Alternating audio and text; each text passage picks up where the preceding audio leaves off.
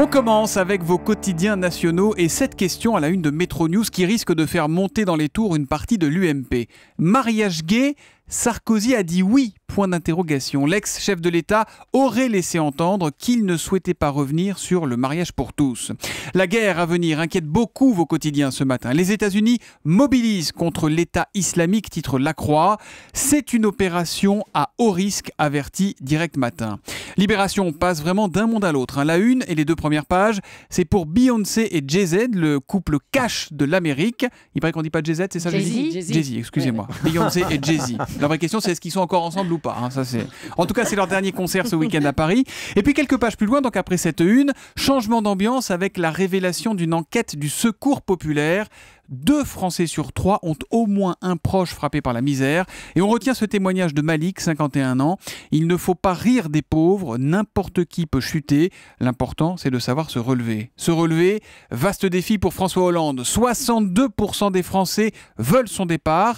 C'est le Figaro Magazine qui le révèle. Le Figaro Magazine qui pose une question à la une. Peut-il rester?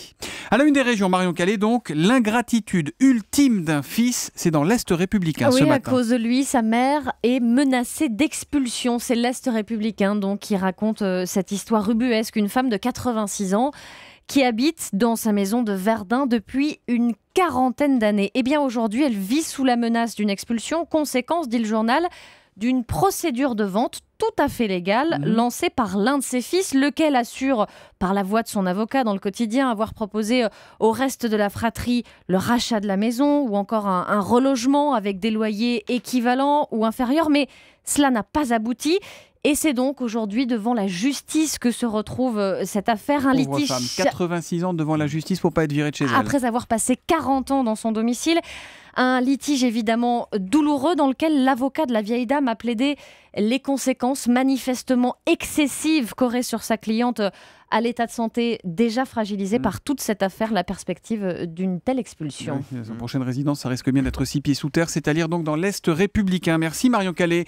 La presse internationale avec Jean-Philippe Ballas. Alors là, on va en Australie pour nous raconter une gaffe, mais monumentale de la police fédérale, Jean-Philippe. Oui, une scène tout droit sortie du film Police Academy, c'est ce que nous raconte le site d'info australien news.com. L'histoire commence à l'aéroport de Sydney, jour d'exercice grandeur nature pour les chiens renifleurs de la police fédérale. Vous savez, des détectives canins, toujours très précieux quand il s'agit de flairer de la drogue ou des explosifs dissimulés dans les bagages. Ben justement, pour que l'entraînement soit efficace, les autorités vont placer 230 grammes de plastique dans une valise. La simulation a lieu, en fin de journée on range le matériel, on repart avec les chiens et on oublie à l'aéroport la valise avec les pains de plastique cachés à l'intérieur. Quelques semaines plus tard, une voyageuse mécontente se présente au comptoir de l'aéroport. Son bagage a été abîmé, elle exige un dédommagement. Ça tombe bien, aux objets trouvés, il y a une valise en bon état que personne n'a réclamée. C'est la valise oubliée par les policiers, bien sûr. On lui donne. La voyageuse rentre chez elle à 150 km de Sydney. Elle ouvre la valise et trouve dedans les pains de plastique qu'elle va s'empresser de déposer au commissariat le plus proche. Les policiers, eux, vont évacuer les locaux le temps de comprendre la provenance des explosifs. Cette histoire c'est le australienne... meilleur Police Academy. Hein. Ah oui, on mettrait ça dans un film, on n'y croirait pas. L'histoire a fait le tour du monde, évidemment. Les autorités se sont confondues en excuses, en jurant que le plastique n'était pas armé, que le maître chien fautif va être sanctionné. C'est vrai que ça fait des ordres quand même, surtout dans un aéroport, Thomas, l'une des zones les plus sensibles dès qu'on parle de terrorisme dans le monde. Mais elle est crétine, la fille, quand on lui donne la valise, elle l'ouvre quand même. Manifestement, les pains de plastique étaient bien cachés. Ah bon? Elle n'a pas eu de problème, elle n'est pas inquiétée par la justice, elle est totalement victime là-dedans. Aucun souci. Voilà donc pour cette histoire australienne, Jean-Philippe Ballas.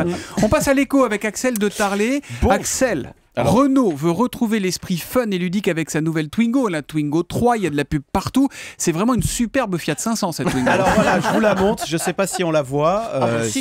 Non mais on la voit. Elle est sur Europa.fr, oui, on la voit. Vous inquiétez pas. Bon alors voilà, alors tout le monde dit, elle ressemble à... la Fiat 500, voilà, c'est de Fiat est furieux d'ailleurs. Ils ont dit, Maquet, vous m'avez copié. Ils ont de quoi être furieux. Il y a un losange.